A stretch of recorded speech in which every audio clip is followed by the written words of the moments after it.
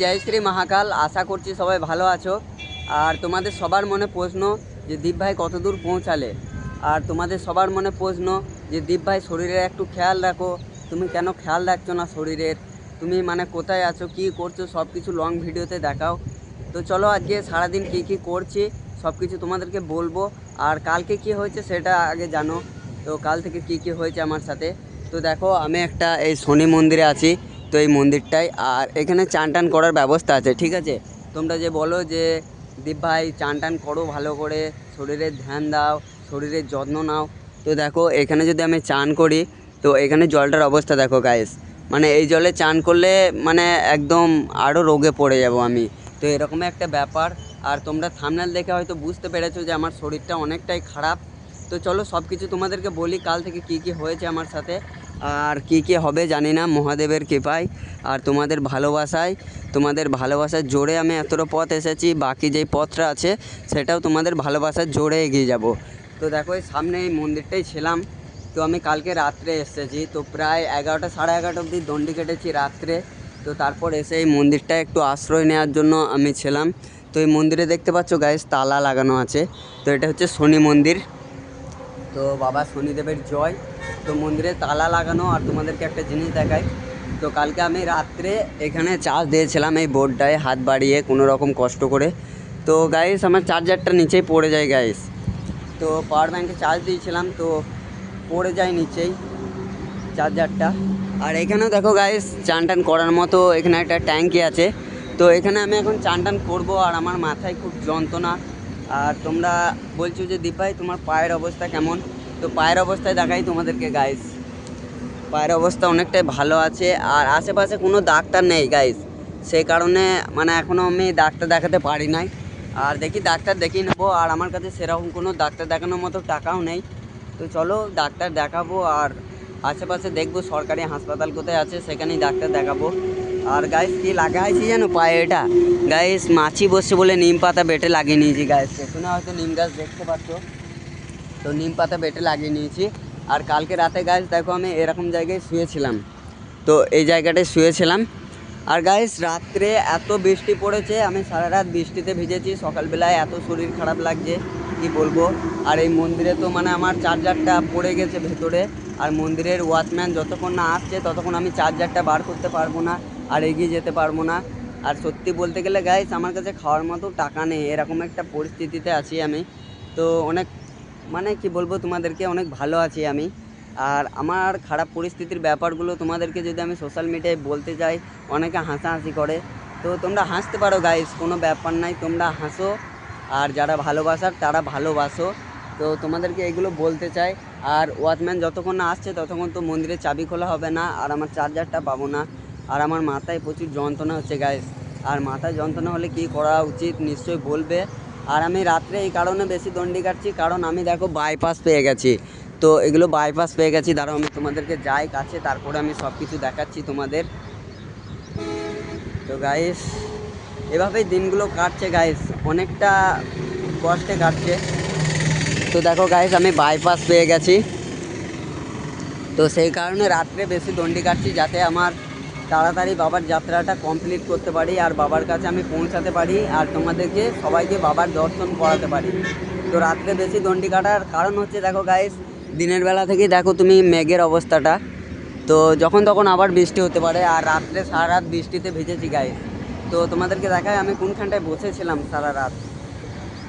তো এইদিকে প্রচুর জোরে হাওয়া চলছিল। তো আমি কোন জায়গাটায় বসেছিলাম দেখো গাইস, রাত্রে যখন বৃষ্টি পড়ছিল। তো এইখানটা একটু আড়াল আছে দেখো, মানে ছাদের ছাউনিটা বেশি আছে, সে কারণে এইখানটায় সারা রাত বসেছিলাম। আর জানি না বাবা শনিদেব কিসের এত পরীক্ষা নিচ্ছে। তো একটা কথা বলবো, ভিডিওটা পারলে বেশি বেশি করে শেয়ার করো। আর যারা আমার ভালোবাসার মানুষগুলো বলতে চাইছো যে দীপ ভাই শরীরের ধ্যান দাও, শরীরের দেখো খাওয়া শোয়া মানে এগুলো না, মানে কোনো টাইম থাকে না। আবার যখন টাইম পাই তখন হয়তো চান টান করার জায়গা পায় না। আজকে চান টান করার জায়গা পেয়েছি, তো সাবান কিনবো, আশেপাশে কোনো দোকান পাই নাই সাবান কেনার মতো। তো দেখো গাইস এখানে চান টান করবো এখন আমি, কারণ আমার কাছে তেল সাবান কিছু নাই গাইস। শুধু কি আছে দেখাই তোমাদেরকে। তো চান টান করার মতো আমার কাছে তেল সাবান কিছু নেই, তবে এইখানে আমার একটা সাবান আছে। তো এই সাবানটা চান টান করার জন্য নয় গাইস, এটা হচ্ছে কাপড় কাচার জন্য। তো এখানে কাপড় কাচবো। আর এই জায়গাটায় আমি রাত্রে শুয়েছিলাম গাইস, আর বৃষ্টিতে ভিজেছি অনেক। তো এইভাবেই দিনগুলো কাটছে গাইস। আর তোমরা যে বলো দীপ ভাই সারাদিন কী কী করছো, ভিডিও দাও। তো সারাদিন কী কী করছি ভিডিও দেওয়ার মতো মানে এতটা সময় পায় না। তো দণ্ডি কাটি, আবার দণ্ডি কেটে আবার যখন ভিডিও এডিটিং করতে যাই ক্লান্ত হয়ে ঘুমিয়ে যায়। আবার ফোনের চার্জের সমস্যা। তো এদিকে চার্জ দেওয়াটা অনেক একটা টাফ ব্যাপার।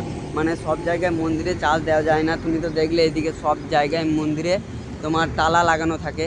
তো এরকম একটা ব্যাপার। তো তোমাদের ভালোবাসার জোরে সব ঠিকঠাক চলছে।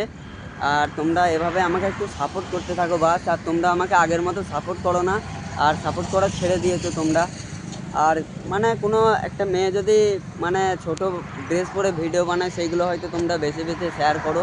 কিন্তু তোমাদের দীপ ভাই নিজের দেশের জন্য, নিজের ধর্মের জন্য এতটা যাত্রা করছে, 2100 কিলোমিটার আদিযোগী যাত্রা বাবা মহাদেবের। তো যারা জানো না আমাকে তাদেরকে বলি, আমি ওয়েস্ট বেঙ্গল বর্ধমান জেলার ছেলে।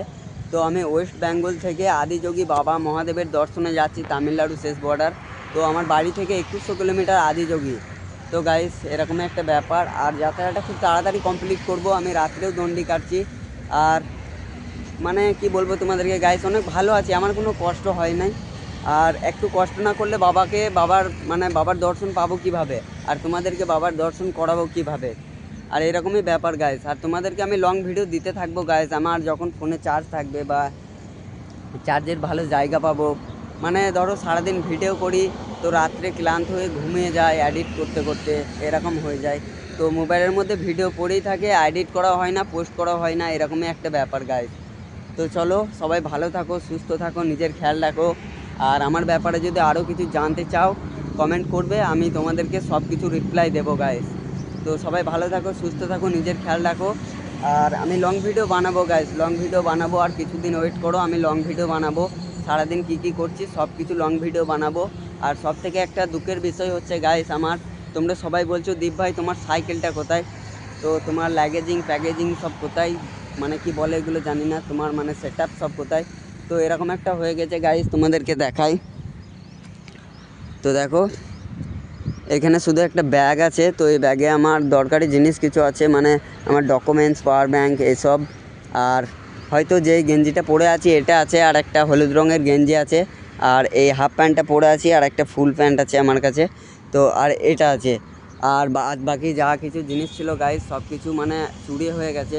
তো সেগুলো তোমাদেরকে বলি নাই, কারণ আমার কষ্টের ব্যাপারে বললে অনেক মানুষ হাসাহাসি করে। মানে কি বলবো গাইস, মানে আমার আনন্দের ব্যাপারটা বললেও অনেক মানুষ হাসাহাসি করে, আমার কষ্টের ব্যাপারটা বললেও অনেক মানুষ হাসাহাসি করে।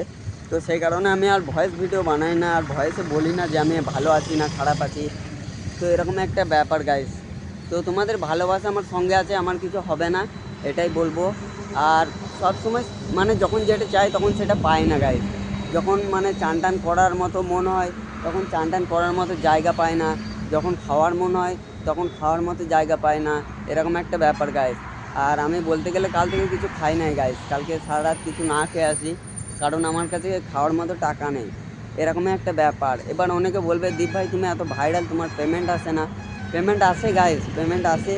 তো আমাকে তোমরা এতটা সাপোর্ট করো না, সেই কারণে আমার ঠিকঠাক পেমেন্ট আসে না। ওই 2-4 হাজার যায় পেমেন্ট আসে, সেটা আমার খরচা হয়ে যায়।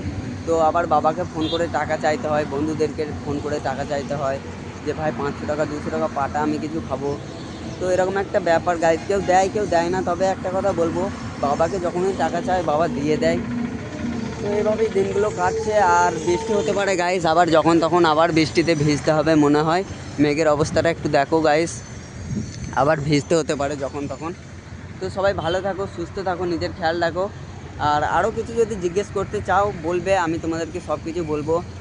আর মানে রাত্রে শুয়েছিলাম একটা রাস্তার ধারে, তো কীরকম জায়গায় শুয়েছিলাম তোমাকে বলি, আর কিভাবে আমার সব কিছু লাগেজিং চুরি হয়ে গিয়েছিলো সবই তোমাদেরকে বলছি গাইস। তো যেমন দেখছো যে এই জায়গাটা দেখছো না গাইস, রাস্তার ধার। তো এরকম একটা মন্দির ছিল সাইডে, তো এরকম একটা জায়গায় শুয়েছিলাম। তো এরকম একটা জায়গায় শুয়েছিলাম কিছুদিন আগে, হয়তো 5 দিন 7 দিন আগে হবে। তো এরকম একটা জায়গায় শুয়েছিলাম, আর আমার সাইকেলের চাবি তালা সব কিছু হারিয়ে গিয়েছিলো গাইস। তো সেই কারণে চাবি তালা কিছু দিই নাই। আর অন্ধ্রপ্রদেশে এতটা চুরি টুরি হয় না। তো আমি ভেবেছিলাম কিছু হবে না, আর ক্লান্ত হয়ে ঘুমিয়ে গিয়েছিলাম রাত্রে। তো সাইকেল ফাইকেল সব নিয়ে চলে গিয়েছিলো, শুধু আমার ডকুমেন্টস ফোন এগুলো পকেটে ছিল বলে সেগুলোও আছে। আর পাওয়ার ব্যাঙ্ক সব চুরি হয়ে গেছিলো, সেগুলো কিনেছি সব কিছু, পাওয়ার ব্যাঙ্ক, চার্জার এগুলো। তো সেই কারণে এখন আমার কাছে টাকা নেই, বুঝলে তো গাইস। আর এরকমই একটা ব্যাপার, বাবাকে ফোন করেছিলাম সকালে যে বাবা কিছু টাকা পাঠাও। তো বাবা একটু পরে আমাকে হয়তো 200-500 টাকা পাঠাবে, সেটা দিয়ে আমি কিছু খাবো আর তেল সাবান কিনবো। তো চান টান করবো। সবাই ভালো থাকো, সুস্থ থাকো গাইস, নিজের খেয়াল রাখো। আর একটা কথাই বলবো, বাবা মাকে অনেক ভালোবাসো। তো যাদের বাবা মা নেই তারা জানে বাবা মা না থাকার কষ্টটা। আর বাবা মা হলো একটা খুঁটি গাইস, একটা বট গাছ। তো তারা সব রকম পরিস্থিতিতে পাশে থাকে। আর যারা বাবা মাকে কষ্ট দাও, একটাই কথা বলবো গাইস, কোনোদিন কষ্ট দিও না। যখন সেই বট গাছটা থাকবে না তখন হয়তো বুঝতে পারবে যে দুনিয়াটা কেমন। আর যেই ওই বট গাছটা যাদের নেই তারা হয়তো জানে যে দুনিয়াটা কত কঠিন। তো ভাই কেউ আপন নয় এই দুনিয়ায়, একটাই কথা বলবো, তোমার বন্ধু বান্ধব আত্মীয় স্বজন কেউ আপন নয়, শুধু আপন হলো বাবা মা।